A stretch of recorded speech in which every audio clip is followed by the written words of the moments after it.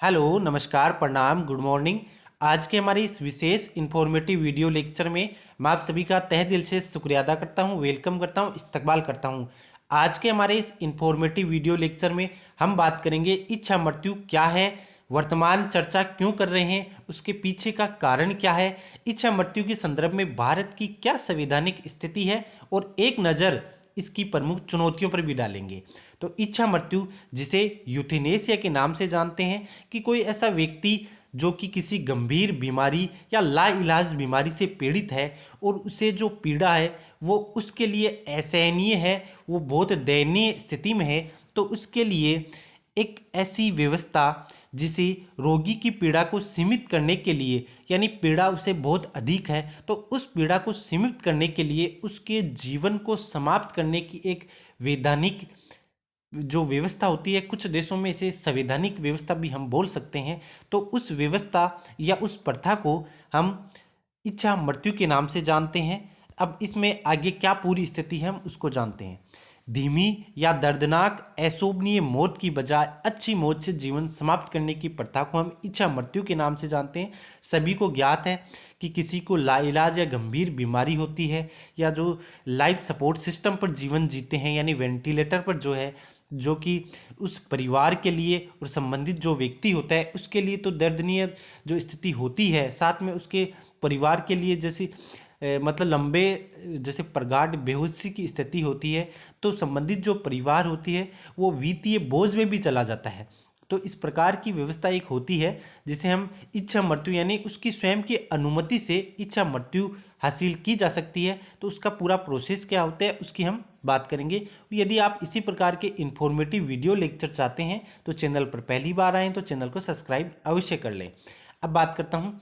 ऐसा तब किया जाता है जब कोई व्यक्ति लंबे समय से किसी गंभीर बीमारी से ग्रसित है एवं डॉक्टर यह सुनिश्चित कर चुके हैं कि अब वह ठीक नहीं हो पाएगा या उसका ठीक हो पाना थोड़ा मुमकिन नहीं है या संभव नहीं है। तब ऐसी स्थिति में इच्छा मृत्यु का एक विकल्प होता है जो कि उस परिवार को और उस संबंधित व्यक्ति को, जो कि उस दौर से गुजर रहा है जिसके लिए वो पीड़ा अधिक सहन कर रहा है, उस पीड़ा से मुक्ति के लिए या एक अच्छी मौत हासिल करने के लिए इच्छा मृत्यु का एक विकल्प होता है, उसे हम इच्छा मृत्यु कहते हैं।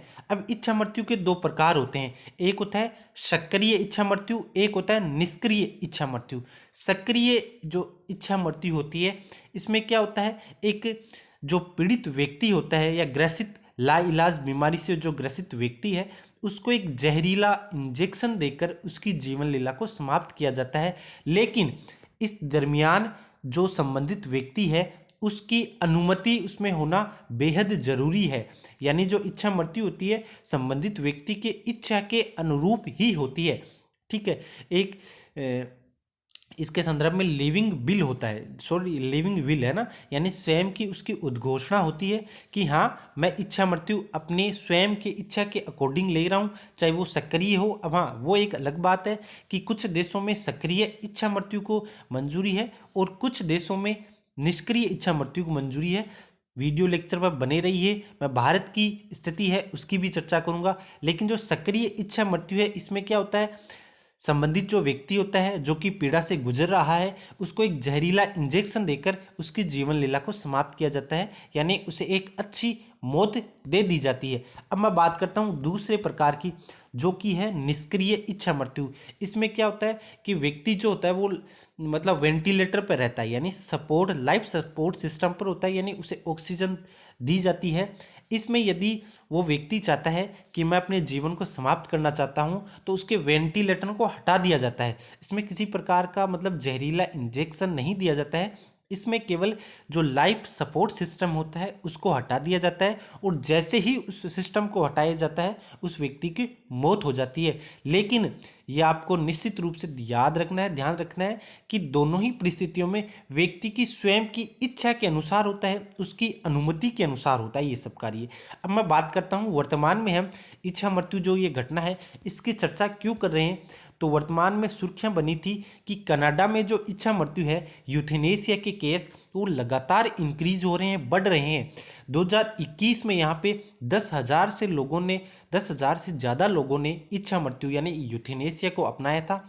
और यहाँ तक कि यहाँ के स्वास्थ्य कर्मी हैं, उन्होंने भी सलाह दी कि जो लोग आर्थिक तंगी से झेल रहे हैं उन्हें यूथेनेसिया अर्थात इच्छा मृत्यु को अपना लेना चाहिए। और ये अलग एक तथ्य है कि यहाँ पे कनाडा में साल भर में जो पिछले 2021 में जो मृत्यु हुई थी ना, साल भर में उसकी कुल मौतों से ये जो यूथेनेसिया से मृत्यु हो रही है ना, वो कुल मृत्यु है, यहाँ पे कुल मत नहीं है ना, कुल जो मृत्यु होती है उससे 3% ये ज़्यादा होती है।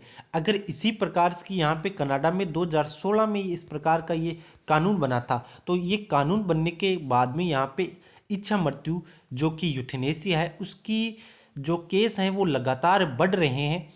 तो इस प्रकार की जो एक घटना है वो एक सभ्य समाज के लिए उचित नहीं है, क्योंकि इसमें समाज तो फिर बचेगा ही नहीं, क्योंकि इंसान संघर्ष करना मतलब उसकी सोच ही नहीं रहेगी कि वो समाज में अपने आप में अपने अस्तित्व एग्जिस्टेंस के लिए स्ट्रगल करे।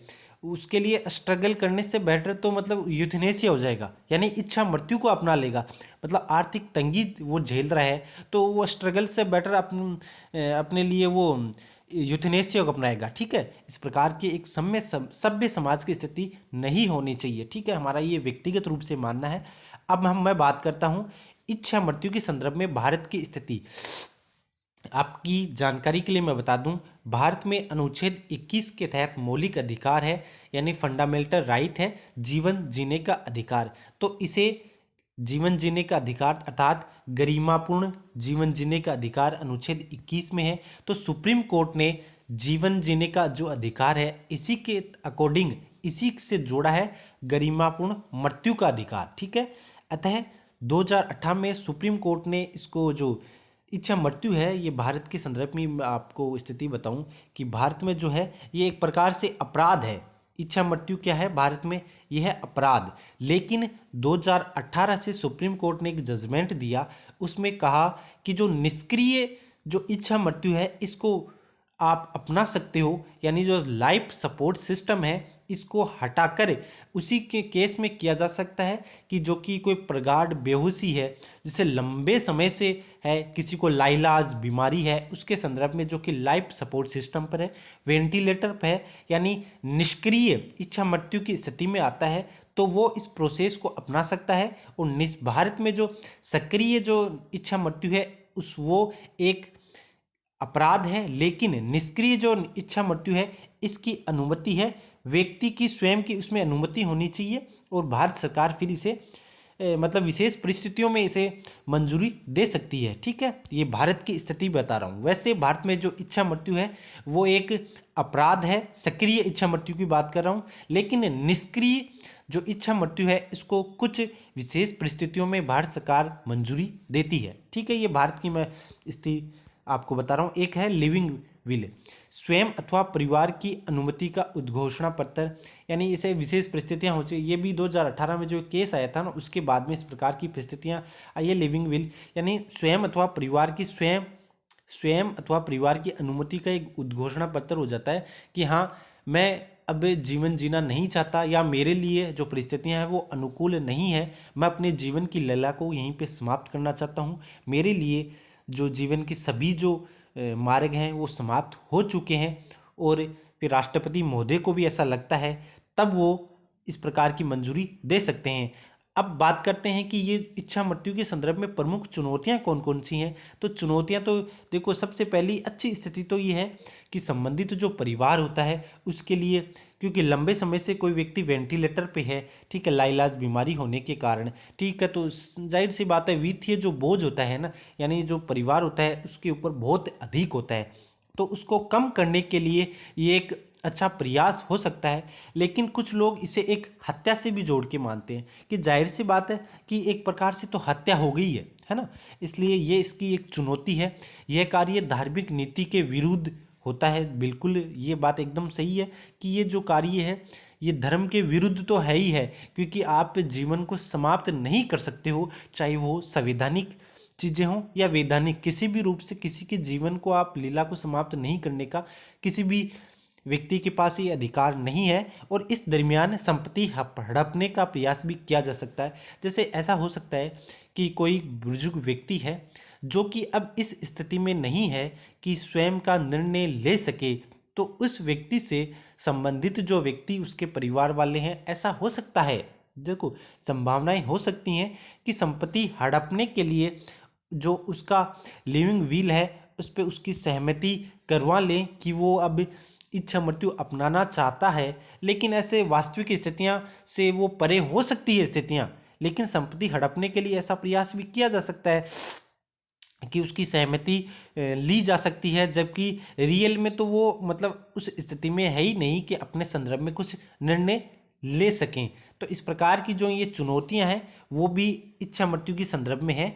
इसलिए चुनौतियां होने के लिए ऐसी संभावना बनती है कि सुप्रीम कोर्ट इसमें मतलब समय समय पर इस प्रकार की जो ये स्थिति है इसमें हस्तक्षेप करेगा और हमारे सामने कुछ अन्य जो फैसले हैं सुप्रीम कोर्ट के वो भी आने लाजमी है। हम उम्मीद करते हैं कि हमारा वीडियो लेक्चर आपको पसंद आया होगा, और यदि पसंद आया है तो वीडियो को लाइक करें और चैनल को सब्सक्राइब करें। धन्यवाद। जय हिंद।